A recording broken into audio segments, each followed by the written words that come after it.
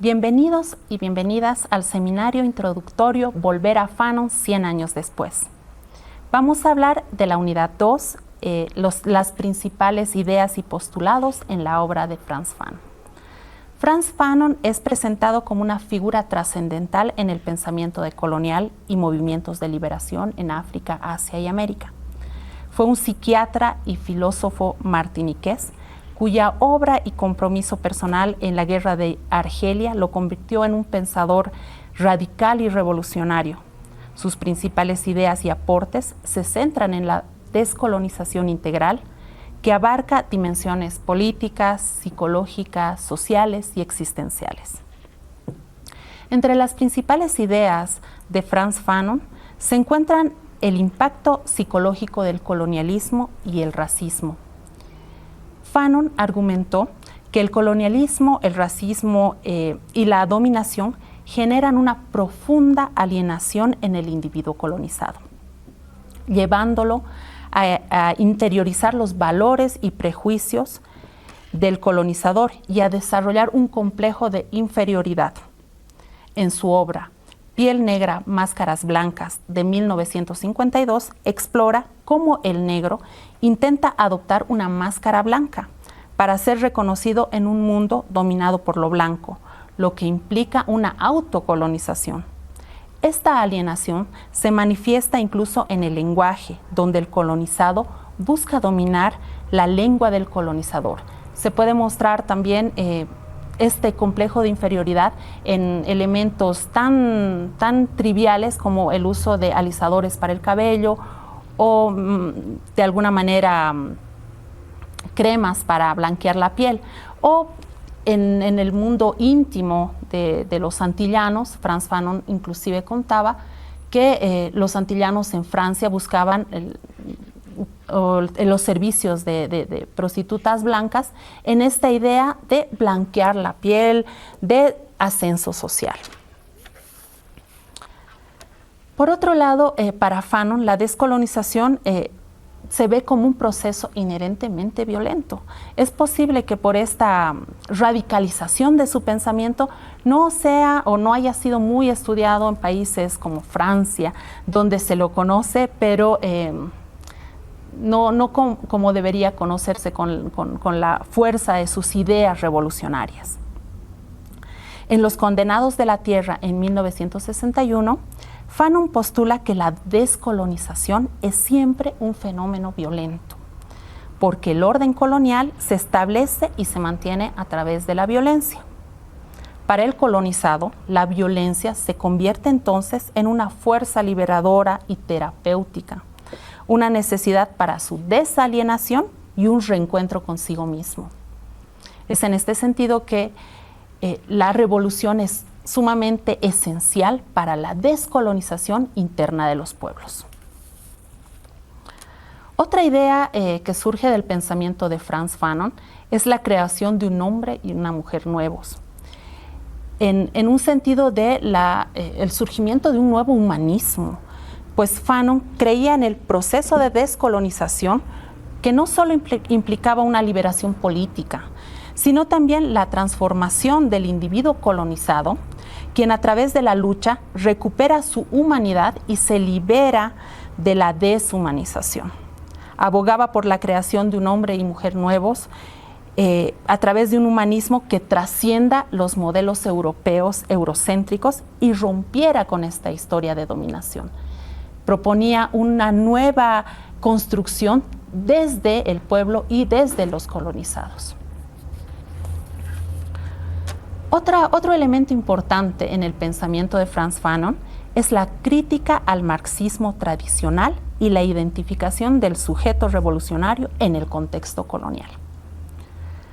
Fanon realizó una disquisición y una ampliación de las categorías marxistas para adaptarlas al contexto colonial. Argumentó que el sujeto político revolucionario por excelencia en las colonias no es el proletariado industrial, sino el individuo colonizado, el condenado. Fanon observó la capacidad revolucionaria de las masas campesinas en los países colonizados, mostrando reservas sobre el papel de la burguesía nacional y el proletariado urbano.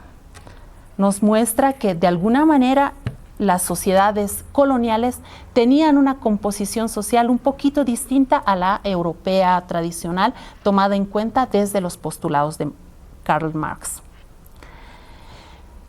Para Frantz Fanon también otra de las ideas que surge es la importancia de la conciencia nacional y también de sus peligros.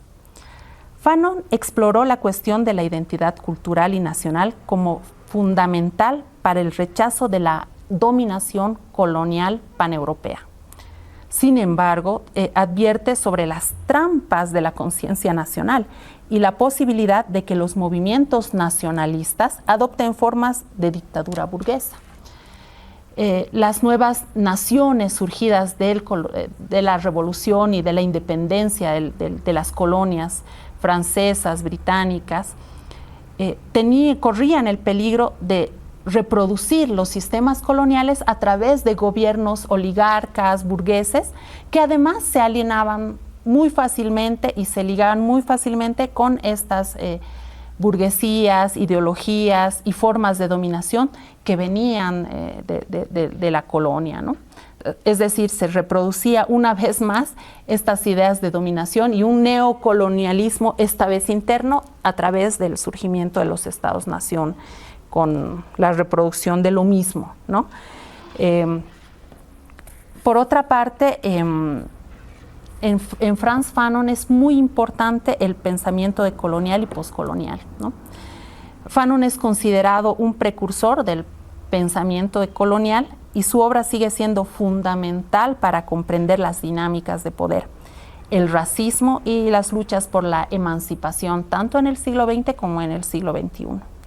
Su crítica al proyecto moderno y su enfoque en sujetos del sur global lo convierten en una figura clave en los estudios postcoloniales, en la teoría crítica y también en la superación inclusive de las teorías marxistas.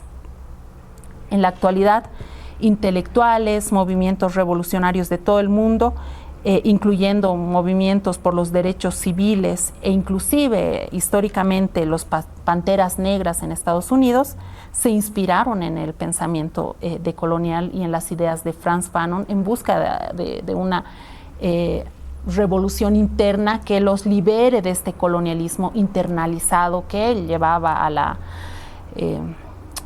digamos, dominación implícita y a la reproducción de estas verticalidades impuestas durante el periodo colonial. Para Fanon era importante la relación entre la teoría y la praxis. El pensamiento de Fanon está intrínsecamente ligado a la acción y la lucha por la liberación.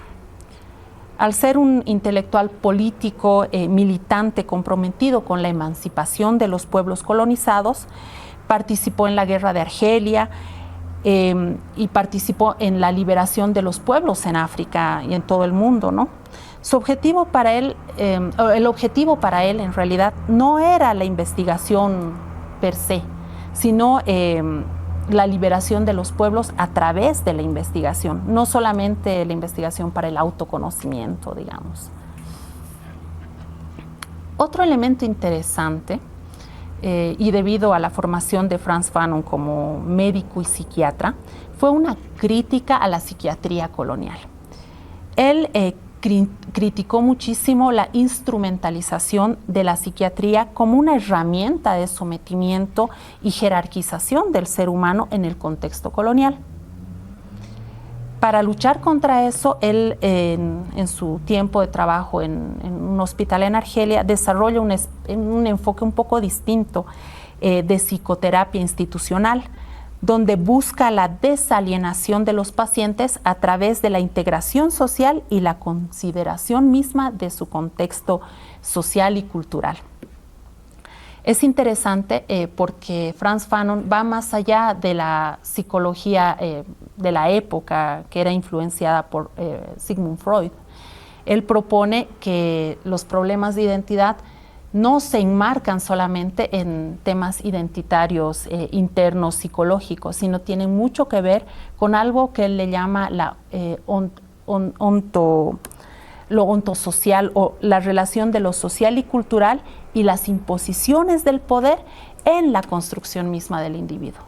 Por tanto, el sentimiento de inferioridad y los problemas identitarios que propone Frantz Fanon en los individuos, en este caso colonizados o negros, tiene que ver con más allá de una psicología que se explicaba en ese momento solamente desde el punto de vista freudiano.